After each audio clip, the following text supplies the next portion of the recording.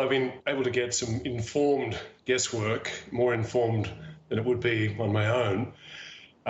What I discovered is that, and reported, is that a number of Australia's most senior officials in Canberra have turned to a guy called Mike Green. Mike Green is an American who relocated to Australia a couple of years ago. He runs the US Studies Centre at Sydney University, and they've turned to him as the guru. So I went to Mike Green and said, what have you been telling our senior officials? What should we expect now that Trump is the inevitable Republican candidate? If he should win, what should, just how bad will it be? What are you telling people? And his overview was, it would be terrible, but not as terrible as people think. Yes, and that's what we kind of have to unpick there a little bit, because, of course, you've got to look at it, what it might mean like for the US, but what it might mean globally, particularly for a long-standing ally like Australia.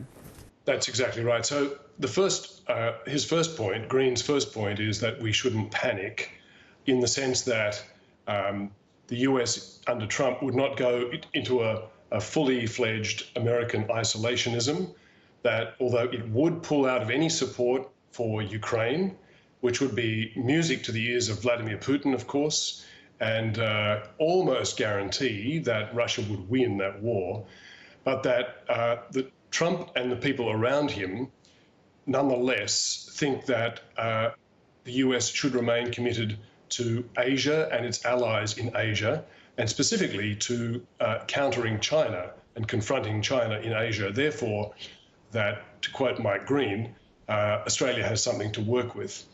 Of course, it's second best. It would much more suit Australian interests and the interests of the free world generally if Russia were defeated in Ukraine and any more encroachments towards Europe were stopped. But Mike Green is telling us we can forget about that.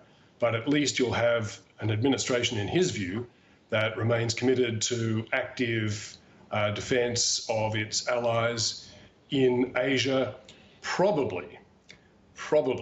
And that's the impression you get, though, that Donald Trump is not going with his America First ideology. He's not going to go out and protect any other nation from anyone else. He's not going to go to war for anyone.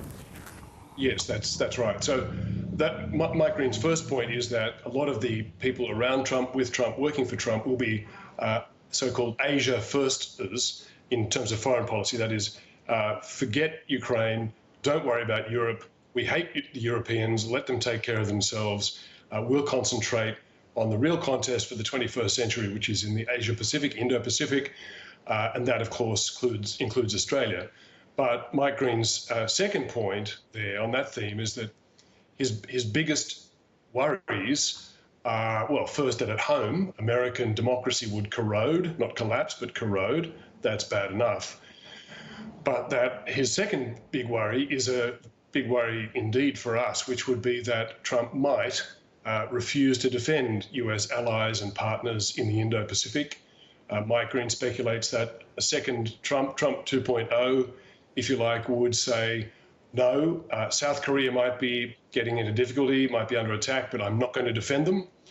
No, I'm not going to defend Taiwan against China.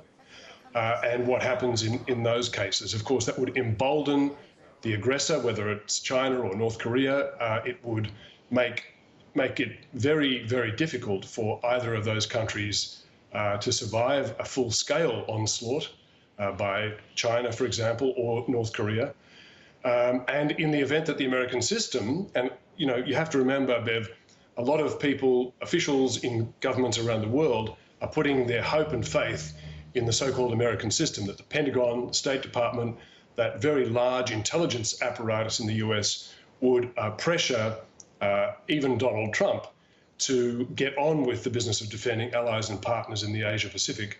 But if he's already hesitated, that would have emboldened an aggressor and made any rollback much harder and any war longer, more difficult and more protracted than it would otherwise have been.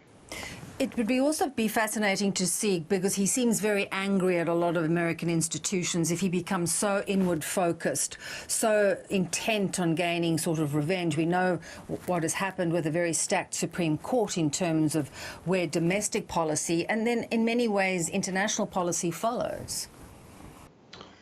Well, that's true. So we know he's made no secret of his intention to gut the Department of Justice, which has been responsible for what he thinks is his unfair persecution in the courts, and through, of course, it also controls the FBI.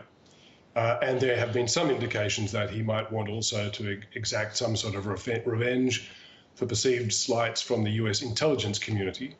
Either way, this isn't a great thing for American democracy and the separation of powers. But in terms of the Australian interest, if he were to try and shut down or starve the US intelligence community, that would be a very serious concern for Australia. Australia depends on the US for a great deal of its intelligence and, in fact, contributes a lot to US intelligence. Mike Green's view is that the Congress and the courts would block Trump from shutting down any part of the intelligence system that was actually vital in protecting US national interests. But again, nobody can be absolutely confident about any of these things. Trump is, at the end of the day, a very unpredictable wild card. And of course, he's coming up against his opponent that was there the last time. Joe Biden, of course, is under a lot of pressure domestically. What have you made of his efforts to kind of kickstart his campaign and to refocus his energies on Trump and his policies? Well, we saw in his State of the Union address a couple of days ago a pretty interesting a stab at that. The first thing, most notable, I thought, that he did was to try to shift the frame, which is all about his age, frailty, non-compos mentis status, by joking about his age, by making fun of that whole trope, laughing about his own age. So that's interesting. And in fact, trying to turn it to an advantage, saying if you've been around as long as I have, you understand the American story. But then he also tried to draw a more positive image, whereas Trump famously has complained of what he calls American carnage. Joe Biden said, no, we have American comeback. The economy is racing back, which is statistically true, although he's not getting recognition electorally for that in the polls. And then the third thing he did was, as you say, to directly take on Donald Trump and to attack Trump. We will continue to watch this theatre play out. Good to have you on, Pete. Thanks so much. Pleasure, Bev.